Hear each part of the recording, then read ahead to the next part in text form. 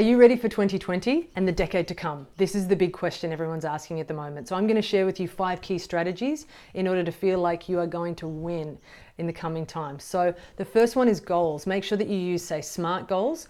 A common mistake is not prioritizing your goals, so not setting them from high to low. That way, you want to make sure that you don't get caught up in the things that aren't as important as your high priority goals, the things that you really need to get done. The second thing is planning, having a plan. So laying out incremental steps on how you're going to achieve that goal. So not just having, say, one thing that you want to do, having 5 different steps on how you're going to make it happen. The third thing, super important, is having a strategy. So look in the past for evidence on how you're going to be able to do this thing that you want to achieve well, or maybe even look for the resilience that you're going to need to be able to achieve it.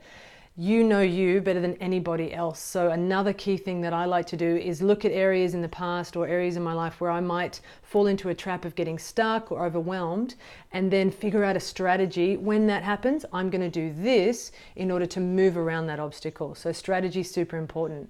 Fourth thing, lay everything out on a timeline. It helps you control your expectations. So if you're like me and you want to succeed at everything today, you got to take a breath and you got to plan it out over time so that you stay motivated. The fifth thing, the key element, is making sure that the things that you want to achieve are in alignment with your values. So if you did in my last video the best of list, what that gives you is an idea of what mattered to most to you last year. If you've never done your values before, you can sit down and write them down right now. So think, what are the top 5 things that matter to you in your life in order? If you're not a career person, don't put career at the top because you think you should.